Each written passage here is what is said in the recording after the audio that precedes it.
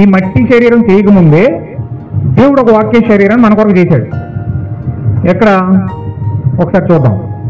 ఆది కాండము 1వ అధ్యాయము 27వ వచనం. దేవుడు తన స్వరూపమందు నరుని సృజించెను, దేవుని స్వరూపమందు వాని సృజించెను, స్త్రీని గాను పురుషుని గాను వారిని సృజించానని చెప్పాడు ఇక్కడ. అంటే దేవుడు మొట్టమొదటి ఏదైనా తోటలో ఆదాము అవ్వని ఎలా సృష్టించాడండి? దేవుని యొక్క స్వరూపంలో సృష్టించాడంట. అంటే దేవుని యొక్క స్వరూపం ఏమై ఉందంటే ఆత్మస్వరూపమైనది. ఏ స్వరూపం అండి? ఆత్మస్వరూపమైనది. దేవుడు ఆత్మ కనుక ఆయన ఆరాధించేవారు ఆత్మతోనూ సత్యంతోనూ ఆరాధించాలని దేవుడు చెప్పాడు యోహాను సువార్తలో. అంటే దేవుడు ఆత్మ కనుక దేవుడు ఆదిలోనే ఆత్మ స్వరూపాన్ని ఆదాముకి ఇచ్చాడు. హల్లెలూయా. అంటే ఆదాము ఫస్ట్ ఎలా ఉన్నాడంటే ఆత్మ స్వరూపం ఉన్నాడు, మట్టిలోకి రాలేదు ఇంకా. అయితే దేవుడు ఏం చేశాడంటే 2వ అధ్యాయము 7వ వచనంలో ఏం చేశాడంటే చూడండి. దేవుడైన యెహోవా నేల మట్టితో నరుని నిర్మించి ఏం చేశాడండి? నేల మట్టిని తీసుకుని నరుని నిర్మించాడు. ఎలా నిర్మించాడంటే ఆ యొక్క ఆత్మ స్వరూపం ఎట్లయితే ఉన్నదో ఆ ఆత్మ స్వరూపం ఎలాగైతే దేవుడు డిజైన్ చేశాడో ఆ స్వరూపానికి ఒక బొమ్మను తయారు చేస్తున్నాడు. హల్లెలూయా. ఒక మట్టి బొమ్మను తయారు చేస్తున్నాడు అనమాట. ఆ మట్టి బొమ్మను తయారు చేసి ఆ మట్టి బొమ్మలో ఈ యొక్క ఆత్మ స్వరూపాన్ని దేవుడు పెడతా ఉన్నాడు. హల్లెలూయా. దేవుడు ఏదైనా తోటలో అందరికీ కనపడుతుంది కదండి. దేవుడు ఏదైనా తోటలో మొట్టమొదటిగా తయారు చేసిన శరీరం ఏంటంటే ఇదిగోండి. ఇది ఏ శరీరం అంటే మట్టి శరీరం. ఇది మట్టి శరీరం. ఇది ఏ శరీరం అంటే తీయోపని శరీరం. ఇది కంటికి కనిపించదు. ఇది కంటికి కనిపించే శరీరం కాదు. ఇది కంటికి కనిపించే శరీరం కాదు. ఈ శరీరం దేవుడు మొట్టమొదటిగా ఇది ఎక్కడి నుంచి వచ్చిందంటే దేవుడి నోట్లో నుంచి వచ్చింది. పలకబడిన మాట ద్వారా ఆయనే నా స్వరూపంలో నా రూపంలో ఒక మనిషి కలుగును కాకంటే దేవుని యొక్క ఆత్మ స్వరూపం ఎట్లయితే ఉన్నదో అదే విధంగా ఈ స్వరూపం వచ్చింది. హల్లెలూయా.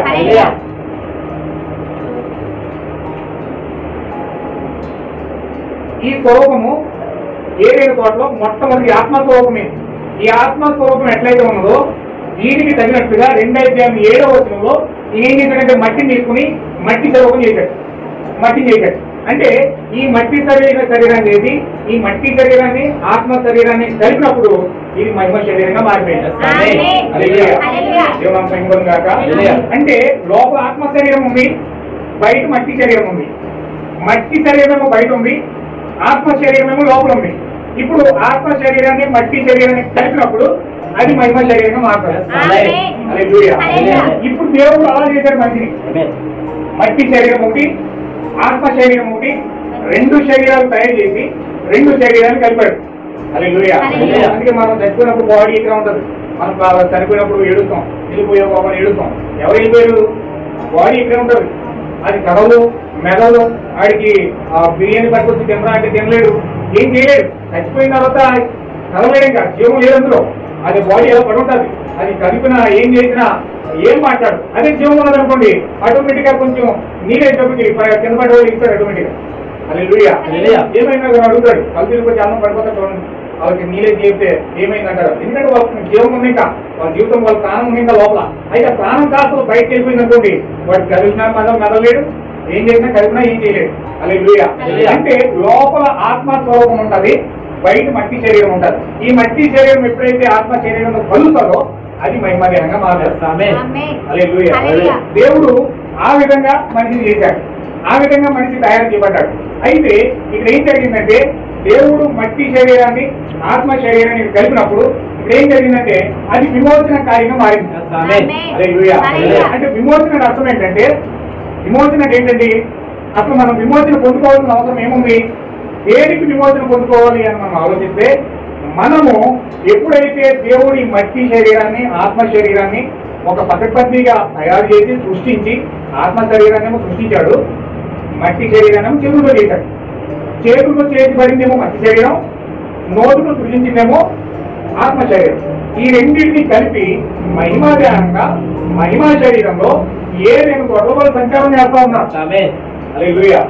అయితే ఏం జరిగిందంటే ఏదైనా తోటలో వాళ్ళు సంచారం చేస్తా ఉన్నప్పుడు సర్పం అక్కడికి వచ్చి వారిని దేవుడిచ్చే మాటను కాకుండా, దేవుడిచ్చే ఆజ్ఞను కాకుండా, వారి యొక్క సొంత జ్ఞానాన్ని ఎప్పుడైతే అవ్వకు చెప్పాడో, అవి ఎప్పుడైతే సొంత జ్ఞానం విన్నదో, దేవుడి వాక్యాన్ని పక్కన పెట్టేసి సాతాను మాటకి ఎప్పుడైతే అవకాశం ఇచ్చిందో, వారు ఏం చేశారంటే ఈ యొక్క లోపల ఉన్న మహిమపరచబడిన దేహము, ఆ థియోపని దేహము వారిని విడిచిపెట్టి వెళ్ళిపోయింది. హల్లెలూయా. ఎందుకంటే థియోపని దేహంలో పాపం ఉండదండి. థియోపని దేహము పాపమునకు చాలా దూరంగా ఉంటుంది. పాపం అందులో పెడితే ఇమ్మీడియట్లీ ఈ యొక్క థియోపని ఎగిరిపోతుంది. హల్లెలూయా.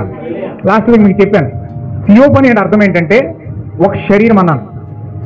ఎలా వచ్చింది అది? యేసుక్రీస్తు మీదకి ఎలా వచ్చిందండి? పావుర రూపంలో వచ్చింది. అంటే ఈ కాలం మీద ప్రభుత్వం అన్నాడు, ఆ పౌరం అంటండి, ఆ థియోపని అంటండి చాలా సెన్సిటివ్ అట, చాలా సెన్సిటివ్గా ఉంటుంది. చిన్న అలికిడి, చిన్న అవిశ్వాసం, చిన్న పాపం దాన్ని అంటగానే వెంటనే ఇమీడియట్గా ఎగిరిపోతుంది. హల్లెలూయా.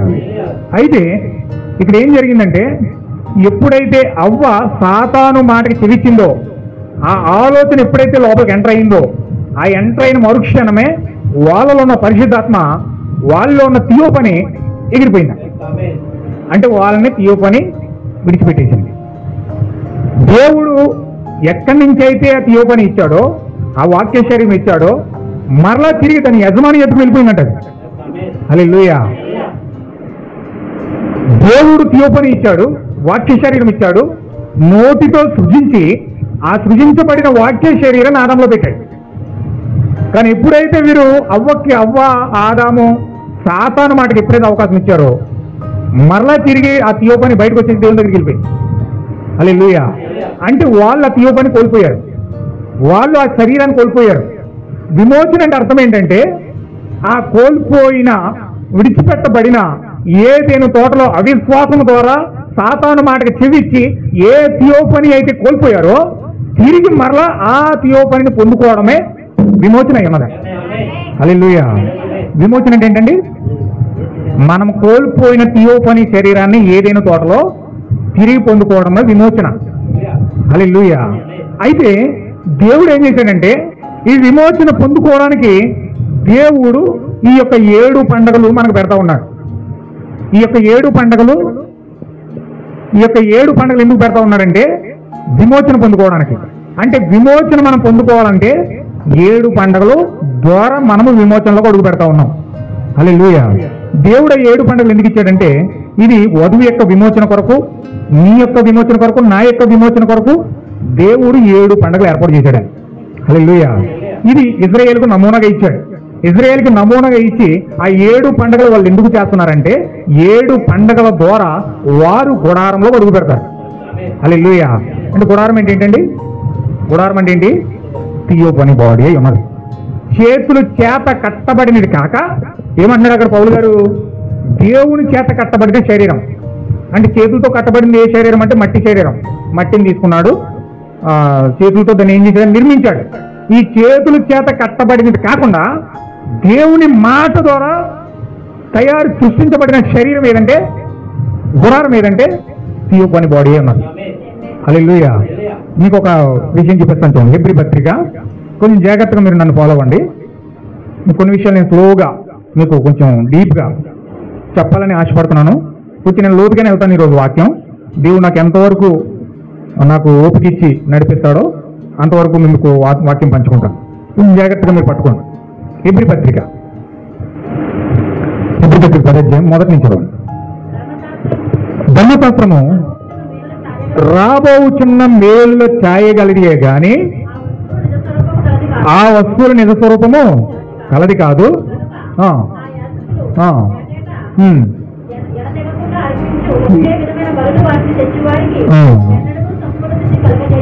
అదనమాట. అంటే దేవుడు 7 పండుగలు ఇచ్చాడు అక్కడ. అదంతా ఒక ఛాయగా ఉంది. మనకి ధర్మశాస్త్రం అంతా ఒక ఛాయగా ఉంది. రాబో దినాలకు నిజ స్వరూపానికి ఒక ఛాయగా ఉంది. వాళ్ళు చేసే అన్ని కూడా సంపూర్ణ సిద్ధి కలుగుచేవు. అంటే సంపూర్ణత పొందుకోవడానికి అవన్నీ పనికిరావు. సంపూర్ణత పొందుకోవాలంటే నిజ స్వరూపం కావాలి. సంపూర్ణత పొందుకోవాలంటే నిజ స్వరూపమైన రావాలి. ఆ నిజ స్వరూపం వస్తేనే సంపూర్ణం జరుగుతుంది. హల్లెలూయా. మీకు అర్థమయ్యేలా చెప్పాలంటే, నేను ఇక్కడ బాడీ ఉంది, అందులో ప్రాణం లేకపోతే ఉపయోగం ఏముంటుందండి? బాడీ ఉండి ప్రాణం లేకపోతే ఉపయోగం ఏంటి? ధర్మశాస్త్రం అటువంటిది. అంటే ఒక మట్టి శరీరానికి సాదృశ్యంగా ధర్మశాస్త్రం కనబడుతుంది. అందులో నిజ స్వరూపం రావాలి. నిజ స్వరూపం ఏమిటంటే ఇక్కడ చెప్తున్నాడు చూడండి, అక్కడ కింద మనం చదువుతూ ఉన్నాం. అలాగూ చేయగలిగిన ఎడల సేవించి వారు ఒక్కసారి శుద్ధపరచబడిన తరువాత వారి మనస్సాక్షికి ఉండదు కనుక మానవుడు కదా. ఆ బలులు అర్పించుట చేత ఏటేటా పాపములు జ్ఞాపకమునకు వచ్చిచున్నవి.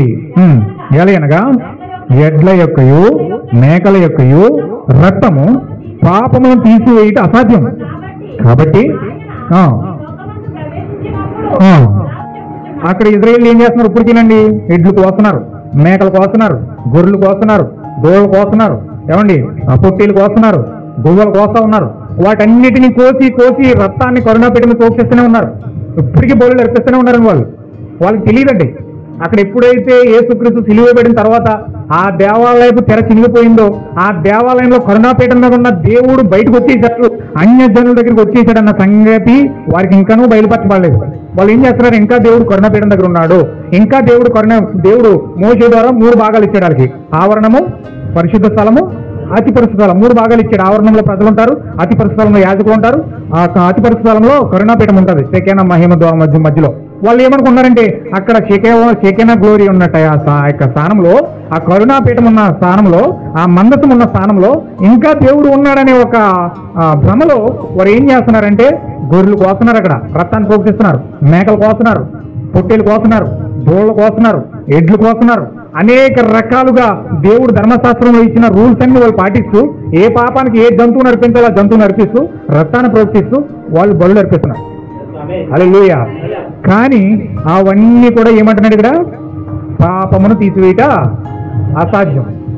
ఆ ఎడ్ల రక్తం పాపాన్ని తీయదు, గొర్రెల రక్తం పాపాన్ని తీయదు, మేకల రక్తం పాపాన్ని తీయదు, ఆ గువ్వల రక్తం పాపాన్ని తీయదు, ఆ పౌరే రక్తం పాపాన్ని తీయదు. ఏది కూడా భూమి మీద ఉండిన ఏ జంతువు యొక్క రక్తము గాని పాపమును తీసే అర్హత వాటి యొక్క రక్తానికి లేదండి. హల్లెలూయా. మనకు తెలుసు ఏంటంటే మనము బైబిల్ చదువుతున్నాం కాబట్టి, వాక్యం చదువుతా ఉన్నాం కాబట్టి, యేసుక్రీస్తు దేవుడని గుర్తించాం కాబట్టి, ఆయన రక్తము ద్వారా ప్రతి పాపము కూడా కడిగిపడుతుందని చెప్పి మనం చదివి ఉన్నాం కాబట్టి, హల్లెలూయా, మనకు అర్థమైంది యేసుక్రీస్తు యొక్క రక్తము ప్రతి పాపమును కడిగివేస్తుంది. కానీ యూదులకు ఆ విషయం తెలియదండి. యూదులకు ఆ విషయం తెలియదు కనుక వాళ్ళు జంతువుల రక్తాన్ని అర్పిస్తున్నారు. అయితే ఇక్కడ విషయం ఏమిటంటే వాటి యొక్క రక్తము పాపం తీసివేయట అసాధ్యము కాబట్టి ఆయన లోకమును ప్రవేశించినప్పుడు ఎలా చెప్తున్నాడు? బలియు అర్పణయు నువ్వు కోరలేదు కానీ ఏ శరీరం అది? ఏమంటున్నాడు ఇక్కడ అంటే నేను బలుల కోసము అర్పణల కోసము నేను కోరట్లేదు కానీ దేవుడు కోరేది ఏంటంటే థియోఫనీ శరీరం కోరుతున్నాడు ఆయన. హల్లెలూయా. అంటే భూమి మీద ఒక క్రైస్తవుడు చర్చికి వెళ్ళేది ఎందుకంటే, భూమి మీద ఒక క్రైస్తవుడు చర్చికి ఎందుకు వెళ్ళాలంటే ఖచ్చితంగా వారు థియోఫనీ బాడీ పొందుకోవడానికి వెళ్ళాలి. ఏ బాడీ పొందుకోవడండి? థియోఫనీ అనగా వాక్య శరీరమైనది. ఇప్పుడు ఒక నిజమైన క్రైస్తవుడు థియోఫనీ పొందుకోవడానికి చర్చికి వెళ్ళాలి. కానీ విషయం ఏంటంటే భూమి మీద 99% క్రైస్తవులకి థియోఫనీ శరీరం ఉందన్న సంగతి తెలియదండి. దేవుడి దగ్గరికి వెళ్తే నాకు ఇల్లు ఇస్తాడు, దేవుడి దగ్గరికి వెళ్తే నాకు పొలం ఇస్తాడు, దేవుడి దగ్గరికి వెళ్తే నాకు మంచి పెళ్లి చేస్తాడు, దేవుడి దగ్గరికి వెళ్తే నాకు మంచి ఆరోగ్యం ఇస్తాడు, దేవుడి దగ్గరికి వెళ్తే నాకు పాడి పంటలు ఇస్తాడు, దేవుడి దగ్గరికి వెళ్తే నాకు ఐశ్వర్యం ఇస్తాడు, ఇలాగా ఆలోచిస్తారు. కానీ దేవుడిని ఏదో అవసరాలు తీర్చుకోవడానికే దేవుడిని ఆశ్రయిస్తారు. కానీ నిజముగా దేవుడు వాటన్నిటిని ఇస్తాడు. కానీ అసలు దేవుడిని ఎందుకు చర్చికి రమ్మంటాడని తీయపనివ్వడానికి. హల్లెలూయా. దేవుడు కోరేది ఏంటంటే బలులు అర్పణలు కోరట్లేదు. కానీ నువ్వు తెచ్చే కానుకలు, నువ్వు తెచ్చే బలులు, నువ్వు తెచ్చే అవన్నీ కూడా దేవుడు కోరుకోవట్లేదు. కానీ దేవుడు నీ నుంచి కోరుకునేది ఏంటంటే నీ హృదయంలో పౌరమును పొందుకోవాలని, నీ హృదయంలో థియోఫనీ పొందుకోవాలని దేవుడు ఆశపడతా ఉన్నాడు. హల్లెలూయా. దేవుడు ఎందుకు కోరుతున్నాడంటే, థియోఫనీ ఎందుకు కోరుతున్నాడంటే, దేవుడు థియోఫనీయే ఎందుకు కోరుకుంటున్నాడంటే దేవుడు నివసించే స్థలమే థియోఫనీ ఉన్నది. హల్లెలూయా. చాలా జాగ్రత్తగా గట్టిగా మీ మైండ్లో గట్టిగా ప్రింట్ చేసుకుంటూ సహోదరులారా, దేవుణ్ణి ఈ శరీరంలో ఆహ్వానించవద్దు. దేవుడి శరీరంలో రాడు. రక్త మాంసములు దేవుని రాజ్యాన్ని స్వతంత్రించుకొనజాలవు అన్నాడు. అంటే ఈ రక్త మాంసాల్లోనికి దేవుడు రానే రాడు. హల్లెలూయా. చాలా మంది ప్రజలు చెప్తారు, నేను పరిశుద్ధాత్మ పొందుకున్నాను, నేను పరిశుద్ధాత్మ పూర్ణయ్యాను, దేవుడు నాలో ఉన్నాడు, దేవుడు నాలో నుంచి మాట్లాడేస్తున్నాడు, నాకు దర్శనాలు ఇచ్చేస్తున్నాడు, నాకు కళలు ఇచ్చేస్తున్నాడు, నేను దేవుళ్ళలో లీనమైపోయాను, దేవుళ్ళలో ఐక్యమైపోయానని చాలా మంది చెప్తారు. భాషలు మాట్లాడతారు, ప్రవచనాలు చెప్తారు, అన్ని రకాలుగా మాట్లాడతారు. కానీ వాస్తవానికి ఈ శరీరంలోనికి దేవుడు రానే రాడు. ఎందుకంటే దేవుడు వాక్యాన్ని ఆయన కాదంటాడా? దేవుడు వాక్యాన్ని ఆయన కాదనగలడా? రక్త మాంసంలో పరలోక రాజ్యాన్ని స్వతంత్రించుకోలే అన్నాడు. ఇప్పుడు స్వతంత్రించుకోలేనప్పుడు, ఈ రక్త మాంసాల్లో ఆ శక్తి లేనప్పుడు ఈ శరీరంలో దేవుడు ఎలాగొస్తాడు? ఈ యొక్క రక్త మాంసాల్లో దేవుడు ఎలాగొస్తాడు? దేవుడు రావాలంటే రక్త మాంసాల్లోనికి దేవుడు రానే రాడు, అవకాశమే లేదండి. మరి దేవుడు ఏ శరీరంలోకి వస్తాడు? థియోఫనీ శరీరంలోకి వస్తాడు. దేవుడు థియోఫనీ శరీరంలోకి వస్తాడు కనుక, దేవుడు నివసించే స్థలమే థియోఫనీ కనుక, నీవు దేవుడిని ఆహ్వానించడానికి ముందు థియోఫనీని ఆహ్వానించాలి. హల్లెలూయా. ఎవరిని ఆహ్వానించాలండి? థియోఫనీ ఆహ్వానించాలి. థియోఫనీ పొందుకోకుండా నువ్వు దేవుని పొందుకోలేవు. దేవుడికి నీకు ఎటువంటి సంబంధం లేదు. అందుకే ఈరోజు చాలా మంది దేవుడిని పొందుకున్నాననే భ్రమలో వెళ్ళిపోతారు. కానీ దేవుడు నాలో ఉన్నాడు, నేను ఎప్పటి నుంచో క్రైస్తవుడిని, నేను ఎప్పటి నుంచో క్రైస్తవురాలిని అని చెప్పుకుంటారు. కానీ వాళ్ళ జీవితాల్లో దేవుని గూర్చిన సాక్ష్యము కానీ, దేవుని గూర్చిన క్రియలు కానీ, దేవుని గూర్చిన జీవితము కానీ వారిలో కనపడనే. ఎందుకు కనపడదు? ఎందుకు కనపడదంటే వాళ్ళు దేవుడు నాలో ఉన్నాడనే భ్రమలో ఉన్నారు, కానీ దేవుడు వాళ్ళలో లేడండి.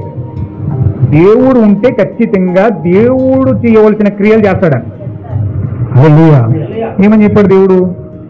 దేవుడు ఇప్పుడు చూడండి, తాటికే ఉందండి, తాటి చెట్టునే పాతారు, మీరు తాటి టెంక పాతారు, అది తాటి టెంక మొక్క వచ్చి పెద్దదయింది, ఆ తాటికాయలు కాస్తుందా కాయదండి?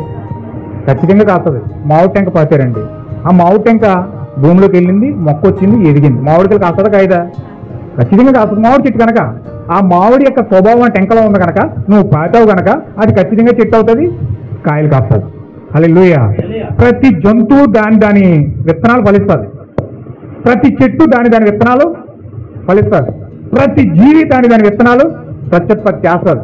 మరి ప్రతి జీవిలో కూడా దేవుడి క్రమం పెట్టినప్పుడు దేవుడు అయ్యేదిన తోటలో ఆదాముని అవ్వన కూడా సృష్టించి ఏమన్నాడు తెలుసండి? మీరు ఫలించి భూమిని నిండించండి అన్నాడు.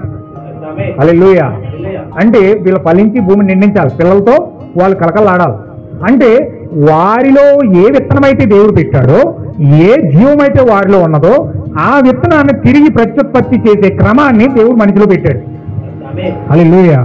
ఒకవేళ దేవుని జీవము గనక, దేవుని యొక్క పరిశుద్ధాత్మ గనక, దేవుడు గనక వారి యొక్క హృదయంలోకి వస్తే, దేవుని యొక్క జీవము గనక వారి హృదయంలోకి వస్తే ఆ యొక్క జీవం ప్రత్యుత్పత్తి అవుతుంది, అవదండి? ఖచ్చితంగా అవుతుంది. దేవుడు లోపల ఉండి దెయ్యం యొక్క క్రియలు ఎలా చేస్తాడండి? దేవుడు లోపల ఉండి దెయ్యం యొక్క క్రియలను ఎలా ఉత్పత్తి చేస్తాడు? దేవుడు లోపల ఉండి పాపాన్ని ఎలా ప్రత్యుత్పత్తి చేస్తుంది? దేవుడు లోపల ఉండి అబద్ధాన్ని ఏ విధంగా ప్రత్యుత్పత్తి చేస్తుంది? దేవుడు లోపల ఉండి వ్యభిచారాన్ని ఏ విధంగా ప్రత్యుత్పత్తి చేస్తాడు? దేవుడు లోపల ఉండి చెడ్డ క్రియలు ఏ విధంగా వస్తాయి? దేవుడు అన్నాడు బైబిల్లో, ఒక నుయ్యి ఉన్నదనుకోండి, ఆ నూతిలో చప్పనీరు ఉంటే తోడినప్పుడు చప్పనీరు వస్తాయి, ఉప్పు నీరు ఉంటే తోడినప్పుడు ఉప్పు నీరు వస్తాయి. కానీ ఆ ఒక్క నూతిలో నుంచే ఉప్పు నీరు చప్పనీరు వస్తాయండి? రావు కదా. ఒక్క నూతిలో నుంచే ఉప్పు నీరు చప్పనీరు రానప్పుడు ఒక నోటిలో నుంచే ఈ నోరు నుయ్య, ఈ నుయ్యిలో నుంచే మంచి వస్తుంది, చెడు వస్తుంది. ఎలా రాగలుగుతున్నాయి?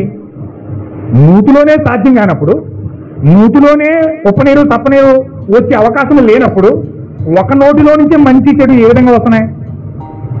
మంచి చేసి కదా మంచా, చెడ్డ చేసి కదా అబద్ధం చెప్పి కదా అబద్ధం, నిజం చెప్పి కదా నిబద్ధం, రెండు ఎలాగొచ్చేస్తున్నాయి నోట్లో నుంచి?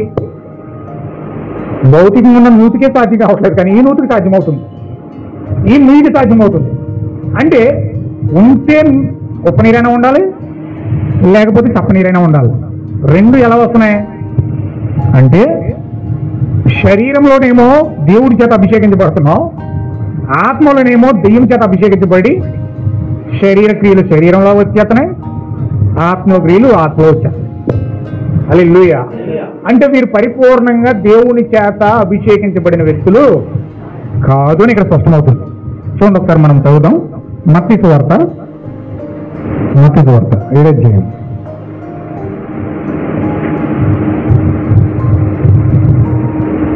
అధ్యాయం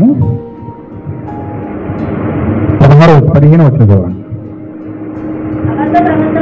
అబద్ధ ప్రవక్తలను గూర్చి జాగ్రత్త పడుడి, వారు గొర్రె చర్మములు వేసుకుని మీ వద్దకు వత్తురు, కానీ లోపల వారు ఇది చూడండి, ఇక్కడ పైకి ఏమో గొర్రె చర్మం కప్పుకున్నారట, లోన ఎవరున్నారు? ఇది మనుషుల యొక్క నైజం. మనుషుల యొక్క నైజం ఎలా ఉన్నదంటే పైకి గొర్రెపిల్ల, పైకి క్రైస్తవుడు, పైకి ప్రార్థన, పైకి అన్ని కార్యాలు చక్కగా నీతివంతంగా కనబడతాయి. కానీ లోన ఉన్నది ఎవరో? తోడేలు చీల్చి చెండాడేస్తుంది. కోపంతో, అసూయతో, ద్వేషంతో, పగతో, కక్షలతో, ఈర్ష్యలతో, భయంకరమైన కార్యాలతో లోపల తోడేలు మనుషులు చీల్చి చెండాడేస్తుంది. పైకి మాత్రం గొర్రెపిల్ల. ప్రార్థన చేస్తే చివరి నుంచి చివరికి కనపడుతుంది. ఆ చివరి నుంచి చివరికి పరిశుద్ధురాలు అంటే ఈవిడే అనుకుంటాం, పరిశుద్ధుడు అంటే ఇతనే అనుకుంటాం. కానీ వాస్తవానికి అతను పరిశుద్ధుడు పైకి మాత్రమే. పైన బట్టి లోన దాని శక్తి లేదు. హల్లెలూయా. చదవండి. వారి ఫలముల వలన మీరు వారిని తెలుసుకుందరు. ముండ్ల పొదలలో ద్రాక్ష పండ్లైనను, పల్లేరు చెట్టును, అంజూర పండ్లను అడుగుతున్నాడు ఆయన. దేవుడు అడుగుతున్నాడు ప్రశ్న. ఇప్పుడు నేను చెప్పాను మీకు, తాటి చెట్టు తాటికలు కాస్తుంది, మామిడి చెట్టు మామిడికాయలు కాస్తుంది, ముండ్ల చెట్టు ఆ ముళ్ళే ఇస్తుంది. కానీ ఆ ముండ్ల పొదల్లో మనం అంజూరపు చెట్టును కోసుకోగలమా? ఇక్కడ ఏమంటున్నాడు చూడండి, యేసుక్రీస్తు ఎంత స్పష్టంగా మాట్లాడుతున్నాడు చూడండి. ఆ ముండ్ల పొదలలో ద్రాక్ష పండ్లైనా కానీ, పల్లేరు చెట్టును అంజూరపు పండ్లైన కోసమా? పల్లేరు చెట్టు ఎలా కాస్తుంది? పల్లేరుకాయలు కాస్తుంది. అది కుచ్చుకున్నదంటే గట్టిగా తెల్లారి జరిగి జ్వరం వచ్చేస్తుంది. హల్లెలూయా. పల్లేరు చెట్టు అంజూర పక్కలు కాస్తుందండి, అంజూర కాయలు కాస్తుందా? ముళ్ళ చెట్లు ద్రాక్షపులు కాస్తుందా? కానీ మనిషి కాస్తున్నాడు. చెట్లకు సాధ్యం కాని పని మనిషి జీవితంలో సాధ్యమవుతుంది. హల్లెలూయా. పైకి మంచోడుగా ఉన్నాడు, చేసేవన్నీ చెడ్డ కార్యాలు. పైకి మంచోడుగా ఉన్నాడు, చేసేవన్నీ చెడ్డ పనులు. పైకి మంచోడుగా ఉన్నాడు, చేసేవన్నీ చెడ్డ పనులు. హల్లెలూయా. ఎంత భయంకరంగా క్రూరత్వంతో మనుషుల యొక్క స్వభావాలు బయటపడతాయంటే వాటి రంగు బయటపడే సముడు అటప్పుడు తెలుస్తూ ఉంటుంది. హల్లెలూయా. నువ్వు ముండ్ల చెట్టు, నీలో నుంచి మంచి ఫలాలు ఎలా వస్తాయి? నువ్వు అంజూరపు చెట్లు, పల్లేరు చెట్టు అయ్యండి, నీలో నుంచి అంజూరపు కాయలు కొయ్యగలమా? నువ్వు పాపివై ఉండి పరిశుద్ధులను నటించినంత మాత్రాన పరిశుద్ధమైన క్రియలు నీలో నుంచి వస్తాయా? పరిశుద్ధమైన జీవితం నీలో నుంచి వస్తుందా? పరిశుద్ధమైన మాటలు నీలో నుంచి వస్తాయా? పరిశుద్ధమైన క్రీస్తు యొక్క క్రియలు నీలోకి వస్తాయా అని అడుగుతున్నాడు ఇక్కడ దేవుడు. హల్లెలూయా. చేసేయేమో పాప క్రియలు, చేసేయేమో పాపపు కార్యాలు, అబద్ధపు మాటలు, మోసపు క్రియలు. కానీ నువ్వు ప్రార్థించినంత మాత్రాన, పాటలు పాడినంత మాత్రాన, వాక్యం చదివినంత మాత్రాన నీలో నుంచి దేవుడు జీవించే జీవితం వచ్చేస్తుందా అని అడుగుతున్నాడు ఇక్కడ దేవుడు. స్వయంగా దేవుడు అడుగుతున్నాడు ప్రశ్న. ముండ్ల చెట్లో నుంచి మనము ద్రాక్ష పళ్ళు కొయ్యగలమా? కొయ్యగలమండి? నువ్వు ముండ్ల చెట్టు ముండ్లకాయలే ఇస్తుంది. ఆ ముండ్ల పొదల్లో నుంచి ఆ పల్లేరుకాయలే వస్తాయి. నువ్వు పల్లేరు చెట్టుగా ఉన్నంత సేపు కూడా నువ్వు పల్లేరుకాయలే కాస్తావు. నువ్వు ఎప్పుడైతే పల్లేరు చెట్టు నుండి ఒక ద్రాక్ష చెట్టుగా నువ్వు మారావో అప్పుడే నువ్వు ద్రాక్ష పళ్ళు కాస్తావు. హల్లెలూయా.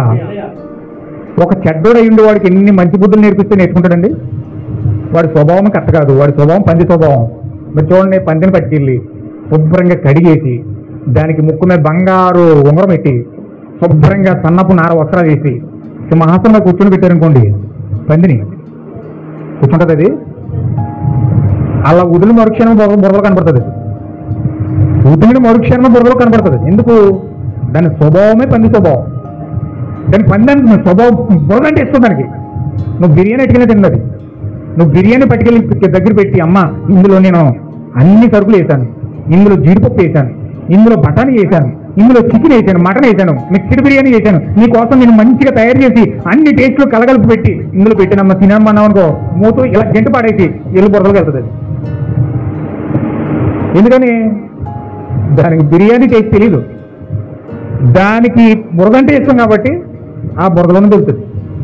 అలాగే ఒక భయంకరమైన మూర్ఖత్వంతో నిండిన పాపికి మనము వాక్యపు బుద్ధులు నేర్పించామనుకోండి, ఎంత నేర్పించినా పక్కెట పక్కెట పక్కెట నాది కాదు, నాకు సంబంధం లేదు అని చెప్పి దానిని తీసుకోకుండా ఎంతసేపు కూడా ఆ బురదలోనే దొరడానికి ఆ పని ఇష్టపడతాడు తప్ప ఆ వాక్యాన్ని హృదయంలో తీసుకొని నేను గొర్రెలా మారదాము, నేను గొర్రెలా ఉందాము, గొర్రె స్వభావాన్ని పొందుకుందాము అనే ఆశ ఎంత మాత్రము కూడా పందిలోకి రాదు.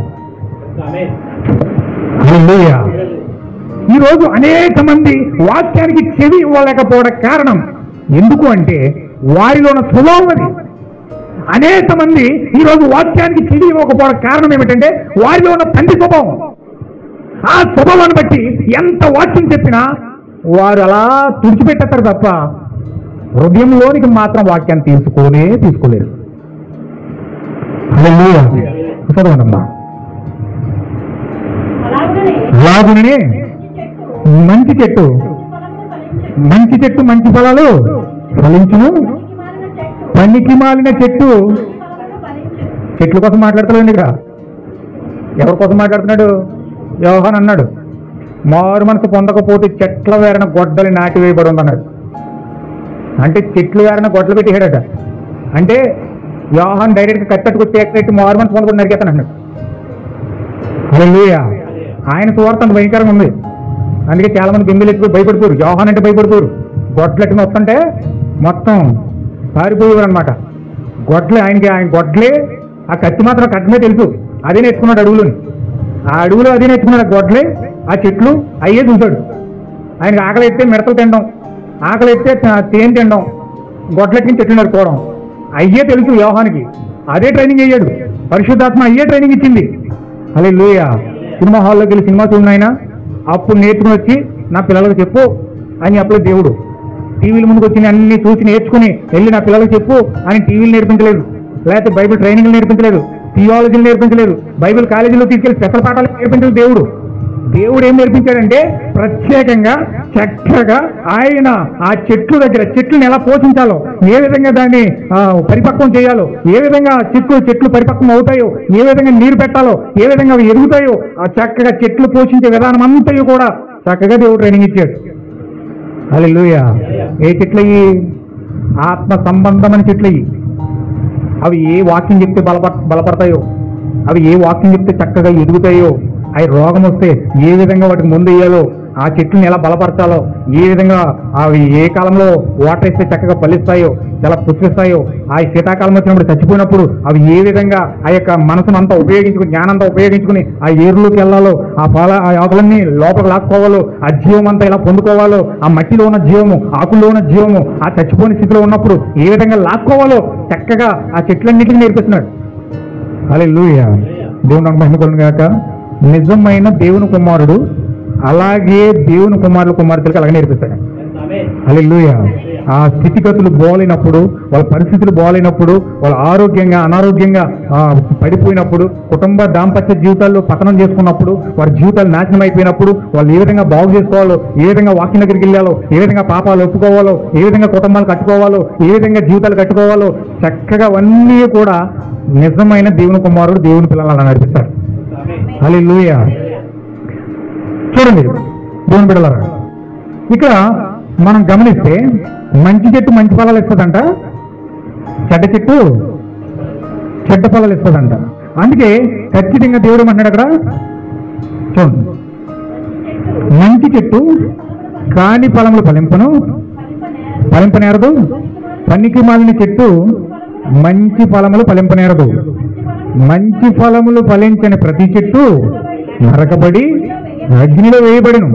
కాబట్టి మీరు వారి ఫలముల వలన వారిని తెలుసుకుందరు. దేని వల్ల తెలుసుకుంటారండి? ఫలములు అంటే క్రియలు అంటాం. ఏంటండి అయ్యి?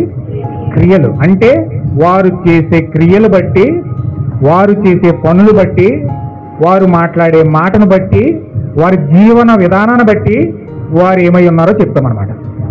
హల్లెలూయా. ఎంత ప్రార్థన చేసావు అన్నది లెక్కలోకి రాదండి. ఎంత వాక్యం చదివావో అన్న లెక్కలోకి రాదు. ఎంత భక్తిపరుడిగా ఉన్నావో అన్న లెక్కలోకి రాదు. ఎంత మంచి జ్ఞానాన్ని వల్లిస్తున్నావో అన్నది లెక్కలోకి రాదు. ఎంత మంచిగా నీతిపరుడిగా ఉన్నావు, లేకపోతే ఏ విధంగా నువ్వు మాట్లాడుతున్నావు మాటలన్నీ లెక్కలోకి రావు. ఏం లెక్కలోకి వస్తాయంటే నువ్వు చేసే క్రియలు ఏంటంటే నువ్వు చేసే పనులు. వాక్యం చెప్తా ఉండి పాపం చేస్తా ఉన్నావు అనుకో, వాక్యం మాట్లాడుతూ ఉండి పాపం చేస్తున్నావు అనుకో, వాక్యం మాట్లాడుతూ ఉండి ప్రార్థన చేస్తా ఉండి పాపం చేస్తున్నావు అనుకో, దాన్ని ఏమంటారు? యేసుక్రీస్తు అందుకే అంటాడు, మంచి చెట్టు మంచి ఫలాలు ఫలింపనేరదు.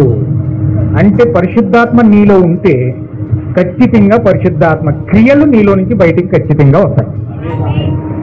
అంటే నువ్వు దేవుడు నాలో ఉన్నాడు అని చెప్పుకుంటూ నువ్వు పాపం చేస్తున్నావు అంటే నీకంటే దౌర్భాగ్యుడు ఇంకొకరు ఉండరు.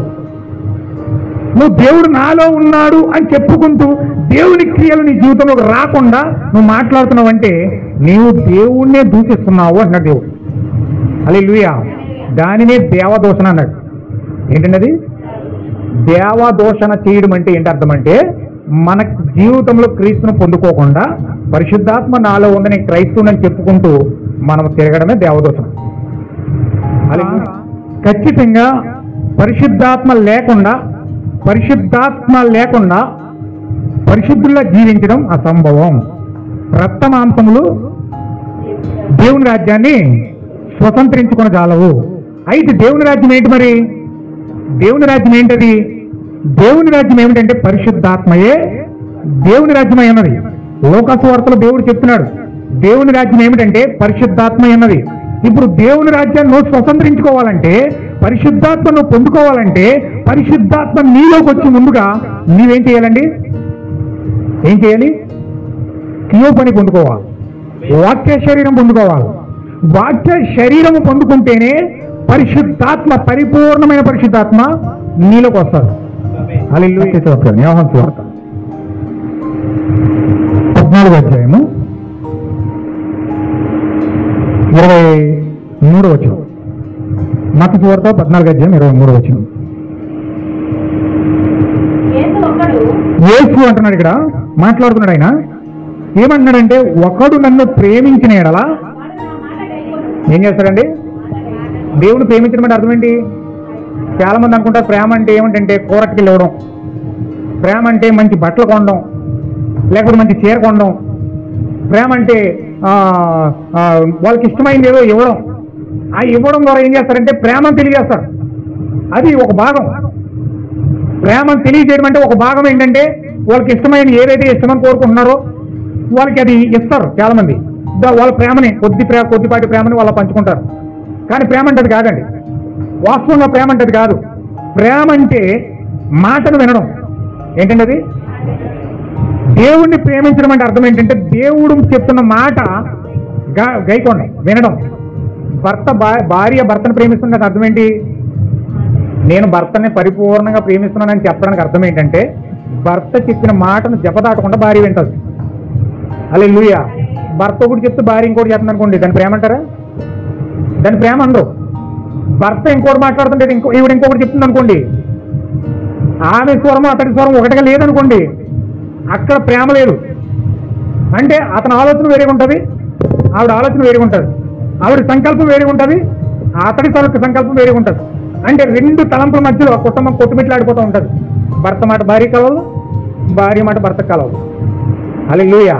అంటే కొట్టుకుంటూ ఉంటారు, తిట్టుకుంటూ ఉంటారు, ఒకరికొకరు పడదు, ఒకరికొకరు చాలా భయంకరమైన నరకం, పాతాళమంతా ఇంట్లోనే ఉంటుంది. వాళ్ళని చూసి పిల్లలు చెడిపోతూ ఉంటారు. ఎలా సరిగా లేరు, మేమెందుకు సరిగా ఉండాలి అని చెప్పి వాళ్ళు సొంత డెసిషన్ వాళ్ళు తీసేసుకుంటారు. క్రమం ఏంటంటే భర్త దేవుడి మాట వినాలి. భర్త దేవుడి మాట వింటే భార్య మాట వింటుంది. నా మాట అసలు భార్య వింటలేదు అన్నాం అనుకోండి, తప్పు నీదే, ఆ పాపం నీదే. ఎందుకని నువ్వు దేవుడి మాట వింటలేదు. నువ్వు దేవుడికి లోబడితే నీ భార్య లోబడుతుంది. భార్య మాట వినాలంటే ముందు భర్త దేవుడికి లోబడాలి. భర్త దేవుడికి లోబడినప్పుడే భార్య నీకు లోబడుతుంది. తల్లి అంటారు పిల్లలు అసలు ఇంట్లేదు మాట ఏడిపించేస్తున్నారు. నా మాట ఇంట్రెస్ట్ సొంత నిర్ణయాలు తీసేస్తున్నారు, వాళ్ళు ఇష్టమైనట్టు వెళ్ళిపోతున్నారు, వాళ్ళు ఇష్టమైనట్టు తీసేస్తున్నారు. అంటే వాస్తవం ఏంటి తెలుసండి, అక్కడ ప్రాబ్లం ఏంటి తెలుసా? ఈవిడ భర్త మాట ఇంట్లేదు. ఈవిడ భర్త మాట ఇంట్లేదు కాబట్టి పిల్లలు ఈవిడ మాట ఇంట్లేదు. హల్లెలూయా. దేవుడు క్రమం పెట్టాడు. భర్త దేవుడికి లోబడాలి, అప్పుడు భార్య భర్తకు లోబడుతుంది. భార్య భర్తకు లోబడితే పిల్లలు తల్లి ఇద్దరికి లోబడతారు. హల్లెలూయా. అక్కడ భర్త లోబడకుండా దేవుడు చెప్పాడు నువ్వు నాకు లోబడమని, నువ్వే లోబడాలి, నేను లోబడినా అన్నాడు అనుకోండి, ఏముంటుంది అక్కడ? మనసులో అనుకుంటుంది చాలా చెప్ప వెళ్ళు అంటది. మనసులో అనుకుంటుంది పైగా పోయినా. హల్లెలూయా. అందుకు ఖచ్చితంగా ముందు నీకు నీ భార్య లోబడాలంటే ముందు నువ్వు దేవుడికి లోబడాలి. దేవుడికి లోబడకుండా నువ్వు లోబడిపోవాలి, నువ్వు అన్ని చేసేయాలి. నేను మాత్రం ఏది అన్నావు అనుకో, మూర్ఖుల్లో ప్రవర్తించావు అనుకో, అప్పుడు దేవుడు నీకు ఇవ్వాల్సిన మొట్టగా నీకు వేస్తాడు. హల్లెలూయా. దేవుని నామమునకు మహిమ కలుగును గాక. క్రమం అది. అయితే ఇక్కడ ఖచ్చితంగా ప్రేమ దేంట్లో వెల్లడవుతుంది? మాట వినడంలో వెల్లడవుతుంది. మాట ఒకటి చెప్తే, ఇప్పుడు చూడండి, మీరు నన్ను ప్రేమిస్తున్నారంటే అర్థం ఏంటి? ఒక పాస్టర్ని ఇక్కడ నన్ను నిలబడి నన్ను ప్రేమిస్తున్నారంటే అర్థం ఏంటి? నేను చెప్పిన వాక్యాన్ని మీరు రిసీవ్ చేసుకుంటారు. ఒకవేళ వాక్యాన్ని రిసీవ్ చేసుకోకుండా దాన్ని అక్కడే గేట్ బయట వదిలేసి మీరు మీ స్వచ్ఛత్వంలో మీ ఇష్టానుసారంగా ప్రవర్తిస్తున్నారు అనుకోండి, నా మాట లెక్క చేయకుండానే, అక్కడ అర్థం ఏంటి? అసలు నన్ను ప్రేమించట్లేదు, నా మాట వింటలేదు. నా మాట వింటలేదని అర్థం ఏంటంటే దేవుడి మాట వింటాక మీరు ఇష్టపడలేదు అని అర్థం. హల్లెలూయా. అంటే ఒకదానితో ఒకటే లింక్ అయిపోయి ఉంది. ఇది ఒక చైన్ లింక్ అనమాట. సంఘం మాట అంటే పాస్టర్ దేవుడికి లోబడాలి. పాస్టర్ దేవుడికి లోబడితే సంఘం పాస్టర్ లోబడుతుంది. ఒకవేళ సంఘం లోబడింది అనుకో పాస్టర్కి, అప్పుడు మీకు విశ్వాసం లోబడతాయి. అనేకమైన ఆత్మలు రక్షించడానికి మీకు ద్వారం తెరుస్తాడు దేవుడు. పిల్లలు మీకు కనడానికి, ఆత్మీయ పిల్లలు మీ జీవితంలోకి రావడానికి దేవుడు ద్వారం తెరుస్తాడు. ఒకవేళ దేవుడు మీకు ద్వారం తెరవట్లేదని ఎవరికి సువార్త చెప్పలేకపోతున్నారు అనుకోండి, మీరు వాక్యం చెప్పకుండా ఎవరిని విడిపించడానికి అసలు ఇష్టపడలేకపోతున్నారు అనుకోండి, దాని అర్థం ఏంటంటే వాక్యం మీద అంత ఆసక్తి మీకు లేదని అర్థమవుతుంది. హల్లెలూయా. అంటే పాస్టర్ దాన్ని గ్రహిస్తాడు, పాస్టర్ దానికి అర్థమవుతుంది. నేనైతే కొన్ని చెప్పేస్తున్నాను కానీ వీళ్ళు ఇలా ఉంటారనమాట అని ఆత్మానుసారంగా ఒక స్పిరిచువల్ ఐడియా లోపల పాస్టర్కి వస్తుంది. హల్లెలూయా. అని చెప్పిన ప్రియమైన సహోదరి సోదరులకు మనం ఆలోచించండి, ప్రేమ ఎక్కడ ఎలాగవుతుందండి? మాట వినడంలో. అంటే దేవుణ్ణి మనం ప్రేమిస్తున్నాం అనడానికి పరిపూర్ణమైన అర్థం ఏంటంటే దేవుని మాటకు మనం పరిపూర్ణంగా లోబడి అవుతాం. అందుకే చాలా చోట్ల బైబిల్ ఆది కాండం నుంచి ప్రకటన వరకు అది చెప్పాడు ఆయన. అందుకే ప్రేమ ప్రేమ ప్రేమ ప్రేమ అని దేనికోసం మాట్లాడుతున్నాడంటే, భార్యాభర్తలు ఎప్పుడు వాళ్ళ ప్రేమ నిలబడుతుందంటే ఒకరి మాటను ఒకరు గౌరవించుకున్నప్పుడు. ఎప్పుడండి? భర్త మాటను భార్య ఎప్పుడైతే గౌరవిస్తాడో, భార్య మాటను భర్త ఎప్పుడు గౌరవిస్తాడో అప్పుడే ఆ భార్యాభర్తల సంబంధం అనేది చక్కగా వెళ్తుంది. నీ మాట నేనేనేదేంటి, నీ అవసరం నాకేముంది, నా అవసరమే నీకుంది అని చెప్పేసి ఒకరి మీద ఒకరు మాట మీద గౌరవం లేకుండా నా మాటే నువ్వు వినాలని ఈవిడ, నా మాటే నువ్వు వినాలని అతను ఉన్నారనుకోండి, ఆ కుటుంబం ఖచ్చితంగా పాతాళమే. హల్లెలూయా. కానీ దేవుని యొక్క కుటుంబం ఎలా కట్టబడుతుందంటే ఒకరి మాట ఒకరు గౌరవించుకున్నప్పుడు. ఆవిడ మాటను ఇతను గౌరవించాలి, ఇతని మాటను ఆవిడ గౌరవించాలి. ఆ గౌరవం ఇచ్చిపుచ్చుకున్నప్పుడే ఆ కుటుంబం కట్టబడుతుంది. ఆ కుటుంబంలో గౌరవం లేనప్పుడు ఆ కుటుంబం ఖచ్చితంగా విచ్ఛిన్నమవుతుంది. చాలామంది ఆ గౌరవం కుటుంబాల్లో ఉంచుకోకుండా బయట కుటుంబంగా నటిస్తారు. మేము చాలా సంతోషంగా ఉన్నాం, చాలా ఆనందంగా ఉన్నాం, చాలా హ్యాపీగా ఉన్నామని బయట రెచ్చపరుస్తారు. కానీ సమాజానికి భయపడి బతుకుతారు. కానీ చాలామంది కుటుంబాల్లో అది ఉండదు. కుటుంబాల్లో ఆ జీవితం ఉండదండి. సమాజానికి భయపడి మేము చాలా భార్యాభర్తలం, చాలా అన్యోన్యంగా ఉన్నాం, చాలా నమ్మకంగా ఉన్నాం, బయట వ్యక్తికి సాక్ష్యాలు ఇచ్చుకుంటారు. కానీ లోపల నిజంగా అది ఉండదండి. లోపల జీవితాలు ఉండవు. ఎందుకంటే వారు ఒకరినొకరు గౌరవించుకోవట్లేదు. ఇక్కడ ఒకరి మాట ఒక అభిప్రాయాన్ని ఒకరు గౌరవించట్లే. నీ అభిప్రాయంతో నాకు పని ఏంటని అతను అంటాడు, నీ అభిప్రాయంతో నాకు పని ఏంటని ఆవిడంటాడు. అక్కడ ఏమవుతుంది? అభిప్రాయాలు గౌరవించలేనప్పుడు విశ్వాసం ఏమొస్తుంది, అక్కడ ప్రేమలో వస్తుంది. అక్కడ ఏ విధంగా వాళ్ళు కట్టబడతారు? కుటుంబాలు ముక్కలైపోవడం కారణం ఇదే. కుటుంబాలు ముక్కలైపోవడం గల కారణం ఇదే. ఎప్పుడైతే ఒకరి అభిప్రాయంలో ఒకరు గౌరవించుకుంటారో అక్కడ కుటుంబం కట్టబడుతుంది, అక్కడ ప్రేమ వస్తుంది. హల్లెలూయా. ఖచ్చితంగా దేవుడికి నీకు మధ్యలో ప్రేమ ఉండాలంటే దేవుడు నిన్ను గౌరవించాలి, నువ్వు దేవుని గౌరవించాలి. నువ్వు వాక్యాన్ని గౌరవివ్వాలి, దేవుడికి గౌరవివ్వాలి, మాటను లోబడాలి, ఆ మాటను ప్రేమించాలి, ఆ మాటను హత్తుకోవాలి, ఆ మాటను హృదయంలో తీసుకోవాలి, ఆ మాటను జీవించాలి. అప్పుడు దేవుడు నీలోకి వచ్చి నీ అభిప్రాయాన్ని గౌరవించి నీ మాటను విని ఆయన చెప్పిన మాట ప్రకారం నీకు చేస్తాడు. నువ్వు ప్రార్థన చేస్తావు, ఆయన వింటలేదు. నువ్వు మొరపెడుతున్నావు, ఆయన వింటలేదు. నువ్వు ఏడుస్తున్నావు, ఆయన వింటలేదు. నువ్వు ఏడుస్తూ ప్రార్థిస్తున్నావు, ఆయన జవాబు చెప్పట్లేదు. ఎందుకు నువ్వు చెప్పట్లేదంటే నీ మాట ఎందుకు గౌరవించట్లేదు, నీ మాట ఎందుకు వింటలేదంటే అయినా నీకు ప్రేమ లేదు ఆయన మీద. దేవుడు అంటే నీకు ప్రేమ లేదు, దేవుడు అంటే నీకు నమ్మకం లేదు, దేవుడు మాట నువ్వు వింటలేదు. అని నువ్వు ఏడ్చినా మొత్తుకున్నా, నువ్వు ఎన్ని శోధించినా, నువ్వు